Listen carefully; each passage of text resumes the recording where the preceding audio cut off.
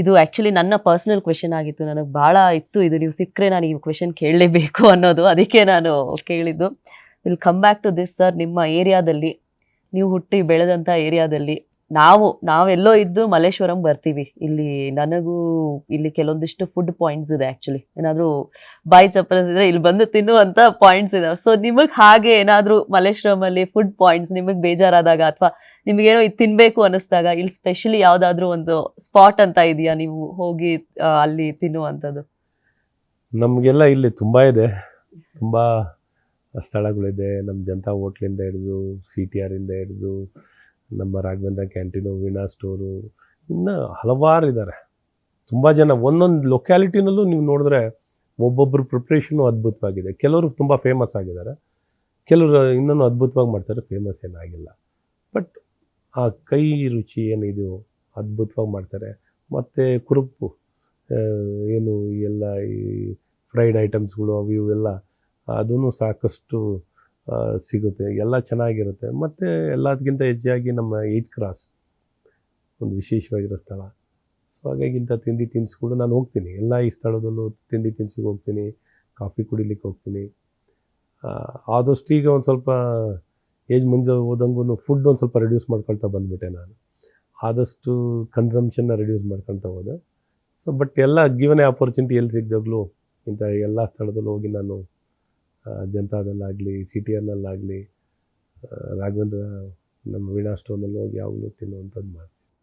Nice nice sir. ನೀವು ಹೇಳಿದ್ರಿ age ಆದಂಗೆ ಕಡಿಮೆ ತಿನ್ನೋಕೆ ಸ್ಟಾರ್ಟ್ ಮಾಡ್ತೀವಿ. ನಿಮಗೆ ನೋಡಿದ್ರೆ ಅನ್ಸಲ್ಲ ಸರ್ ನಮಗೆ, ನಿಮ್ಗೆ ಏಜ್ ಆಗಿದೆ ಅಂತ ಅನ್ಸೋದೇ ಇಲ್ಲ. What is the secret behind that ಅಂತ? ಫುಡ್ ಕನ್ಸಂಪ್ಷನ್ನೇ ಮೇನಾಗಿ. ಅತಿ ಹೆಚ್ಚಾಗಿ ಆಹಾರ ತೊಗೊಳ್ಬಾರ್ದು ಅನ್ನುವಂಥದ್ದು, ಅದ್ರ ಬಗ್ಗೆ ಬ್ಯಾಲೆನ್ಸ್ಡು. ಎಷ್ಟು ಕ್ಯಾಲರೀಸ್ ಬೇಕೋ ಅಷ್ಟು ನೋಡಿಕೊಂಡು, ಎಷ್ಟು ಆಹಾರ ಬೇಕೋ, ಅಥವಾ ತುಂಬ ಆಹಾರ ತೊಗೊಳ್ಬೇಕು ಅಂದರೆ ಬರ್ನೌಟ್ ಮಾಡಬೇಕು, ಚೆನ್ನಾಗಿ ಕಸರತ್ತು ಮಾಡಬೇಕು, ಕೆಲಸ ಮಾಡಬೇಕು, ಓಡಾಡಬೇಕು, ನಡಿಬೇಕು. ವೆಹಿಕಲ್ ಇಟ್ಕೋಬಾರ್ದಾಗಿದೆ. ಎಲ್ಲ ಕಡೆ ನಡ್ಕೊಂಡು ವಾಕ್ ಟು ವರ್ಕ್ ಅಂತ, ವಾಕ್ ಟು ಶಾಪ್, ಎಲ್ಲ ಕಡೆನೂ ಯಾವುದೇ ವೆಹಿಕಲ್ ಬಳಕೆ ಮಾಡಿದೆ ನಾವು ಯಾವಾಗಲೂ ಫಿಸಿಕಲ್ ಆ್ಯಕ್ಟಿವಿಟಿ ಜಾಸ್ತಿ ಇಟ್ಕೊಂಡು, ನಮ್ಮ ವೃತ್ತಿಯಲ್ಲೂ ಜಾಸ್ತಿ ಫಿಸಿಕಲ್ ಆ್ಯಕ್ಟಿವಿಟಿ ಇದ್ದರೆ ಒಳ್ಳೆಯದಾಗುತ್ತೆ. ಆಗ ನಾವು ಎಷ್ಟು ಬೇಕಾದ್ರೆ ಕ್ಯಾಲ್ರಿ ಬಂದ್ ಮಾಡಿ will have the liberty of eating more. ಹಾಗಾಗಿ ಇವತ್ತೇನೇ ಲೈಫ್ ಸ್ಟೈಲ್, ಇವತ್ತೆಲ್ಲ ಕಾಯಿಲೆಗಳು ನಾವು ನೋಡ್ತಾ ಇರೋದು, ನಮ್ಮ ಸಮಸ್ಯೆಗಳು ಸಮಾಜಕ್ಕೆ ದೊಡ್ಡ ಭಾರವಾಗಿರೋದು ಇನ್ಫೆಕ್ಷಸ್ ಡಿಸೀಸು, ಕಮ್ಯುನಿಕೇಷನ್ ಡಿಸೀಸ್ಗಿಂತ ನಾನ್ ಕಮ್ಯುನಿಕೇಬಲ್ ಡಿಸೀಸ್. ಅದಕ್ಕೆ ಇವತ್ತು ನಾವು ಜನರಲ್ಲಿ ಜಾಗೃತಿ ಮೂಡಿಸೋದು ಆಹಾರ ಜೊತೆಯಲ್ಲೇ ಫಿಸಿಕಲ್ ಫಿಟ್ನೆಸ್ಸು, ಆಹಾರವನ್ನು ತಿನ್ನುವಂಥದ್ರಲ್ಲಿ ಲೈಫ್ ಸ್ಟೈಲ್ ಮ್ಯಾನೇಜ್ಮೆಂಟ್ ಭಾಳ ಮುಖ್ಯ. ಇದ್ರ ಬಗ್ಗೆ ಜಾಸ್ತಿ ತಿಳುವಳಿಕೆ ಕೊಡಬೇಕು. ಕೊಟ್ಟಾಗ ಮಾತ್ರ ಒಳ್ಳೆ ನಿದ್ದೆ, ಒಳ್ಳೆ ಸೂಕ್ತವಾದಂಥ ಆಹಾರ, ದೈಹಿಕ ಚಟುವಟಿಕೆ ಇವನ್ನೆಲ್ಲ ಇಟ್ಕೊಂಡು ಒಂದು ಮಾನಸಿಕವಾಗಿಯೂ ಚೆನ್ನಾಗಿರಬೇಕು. ತುಂಬ ಸ್ಟ್ರೆಸ್ ಮಾಡ್ಕೊಳ್ಳೋದು, ತುಂಬ ಆರೋಗ್ಯ ಹಾಳು ಮಾಡ್ಕೊಳ್ಳೋವಂಥದ್ದು, because longevity is very important. ಇಲ್ಲ ಲಾಂಜಿವಿಟಿ ಇದ್ದಾಗಷ್ಟು ನಮ್ಮ ಲೈಫನ್ನು ಚೆನ್ನಾಗಿಟ್ಕೋಬೋದು, ಲೈಫ್ ಮೋರ್ ಪ್ರೊಡಕ್ಟಿವ್ ಇಟ್ಕೋಬೋದು. ಸೊ ಈ ರೀತಿ ಎಚ್ಚರಿಕೆ ತಿಳುವಳಿಕೆ ಜನರಲ್ಲಿ ತರೋದು ಮುಖ್ಯ. ಹಾಗಾಗಿ ಯೋಗಾಭ್ಯಾಸಗಳಾಗಲಿ, ಯೋಗ ನಿಜಕ್ಕೂ ಒಂದು ಮೆಡಿಸಿನ್ನೇ, ಒಂದು ಮಾನಸಿಕವಾಗಲಿ ದೈಹಿಕವಾಗಲಿ. Sports is also biggest medicine. ಮತ್ತು sports is the biggest uniting force. ಎಲ್ಲರನ್ನೂ ಜಾತಿ ಧರ್ಮಗಳನ್ನೆಲ್ಲ ಒಂದು ಮಾಡೋ ಶಕ್ತಿ ಯಾವುದಕ್ಕಿದೆ ಅಂದರೆ ಸ್ಪೋರ್ಟ್ಸ್ಗಿದೆ.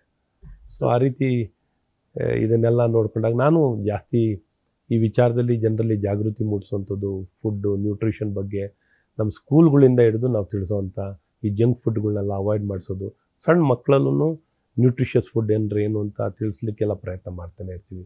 ಬಿಕಾಸ್ ಒಳ್ಳೆ ಕಲ್ಚರನ್ನು ಮಕ್ಕಳಲ್ಲಿ ನಾವು ತಿಳಿಸ್ಕೊಟ್ಬಿಟ್ರೆ ತಾನಾಗಿ ತಾನೇ ಜವಾಬ್ದಾರಿಯುತವಾಗಿ ಎವ್ರಿ ಸಿಟಿಸನ್ ರೆಸ್ಪಾನ್ಸಿಬಲ್ ಆಗಿ ಬದುಕಬೇಕು, ತನ್ನ ಆರೈಕೆಯನ್ನೇ ತಾನೇ ಮಾಡ್ಕೋಬೇಕು. ಆ ರೀತಿ ಜಾಗೃತಿಯನ್ನು ಮೂಡಿಸುವಂಥದ್ದು. ನಾವೂ ಸಹ ಹೇಗೇಗೋ ಇಷ್ಟ ಬಂದಂಗೆ ಬದುಕಿ ನಾವು ಬೇರೆಯವ್ರಿಗೆ ಹೇಳಿದ್ರೆ ಒಬ್ಬ ಚುನಾಯಿತ ಪ್ರತಿನಿಧಿಯಾಗಿ ಬೇರೆಯವ್ರು ಕೇಳಲ್ಲ. ಹಾಗಾಗಿ it has to start from us, ನಮ್ಮಿಂದ ಸ್ಟಾರ್ಟ್ ಆಗಬೇಕು. ಸೊ ಹಾಗಾಗಿ ಈ ವಿಚಾರದಲ್ಲಿ ಸ್ವಲ್ಪ ಜಾಸ್ತಿ ಸಮಾಜದಲ್ಲಿ ನಾವು ನೋಡ್ತೀವಲ್ಲ, ಈ ಮೆಡಿಕಲ್ ಬಿಲ್ಸು ಇವೆಲ್ಲ ನೋಡಿದಾಗ ದೊಡ್ಡ ಬರ್ಡನ್. ಮೊದಲು ಮನೆ ಕಟ್ಟಿ ನೋಡು ಅಥವಾ ಮದುವೆ ಮಾಡಿ ನೋಡು ಅಂತಾರಲ್ಲ, ಆಗಲ್ಲ ಇದು. ಈಗ ಆಸ್ಪತ್ರೆಗೆ ಹೋಗಿ ನೋಡು ನಂಗಾಗಿದೆ. ಒಂದು ಬಿಲ್ಗಳು ಇವತ್ತೇನು ತುಂಬ ಕಾಂಪ್ಲಿಕೇಶನ್ ಮಾಡಿಕೊಂಡು ಈ ಮೆಡಿಕಲ್ಲು ಅಫೋರ್ಡೆಬಿಲಿಟಿ ಭಾಳ ಕಷ್ಟ. ಹಾಗಾಗಿ ನಾವು ನಮ್ಮ ಆರೈಕೆಯನ್ನು ಸರಿಯಾದ ರೀತಿಯಲ್ಲಿ ಆಹಾರ ಸ್ವೀಕರಿಸೋದು ಮತ್ತು ನಮ್ಮ ಆರೈಕೆ ಮಾಡ್ಕೊಳ್ಳೋಂಥದ್ರ ಬಗ್ಗೆ ಆದ್ಯತೆ ಕೊಟ್ಕೊಂಡ್ರೆ that will be the biggest relief ಅಥವಾ ಸೊಲ್ಯೂಷನ್ ನಾವು ಪ್ರತಿಯೊಬ್ಬರು ಕೊಟ್ಟಂತಾಗುತ್ತೆ. ಸೊ ಹಾಗಾಗಿ ನಾನು ಒಬ್ಬ ಅದರ ದಿಕ್ಕಲ್ಲಿ ಒತ್ತು ಕೊಡ್ತೀನಿ. ಯಾ ಸರ್, ನೀವು ಅದು ಹೇಳಿದ್ದಕ್ಕೆ ಒಂದು ವಾಟ್ ಐ ಕೇಮ್ ಅಕ್ರಾಸ್, ಸಾಮಾನ್ಯರಲ್ಲಿ ಇದೊಂದು ಪ್ರೆಸೆಂಟ್ಲಿ ಏನು ಟಾಕ್ ಆಗ್ತಾ ಇದೆ ಅಂದರೆ, ಪೋಸ್ಟ್ ಕೋವಿಡ್ ಈ ಒಂದು ಇತ್ತೀಚೆಗೆ 40 ಇಯರ್ಸ್ ಈ age group of people death ಜಾಸ್ತಿ ಆಗ್ತಾ ಇದೆ ಅಂತ ಕಂಡು ಬರ್ತಾ ಇದೆ. ತುಂಬ ಡೆತ್ ಇದು ಆಗ್ತಾ ಇದೆ ಅಂತ. So if you like to talk about it.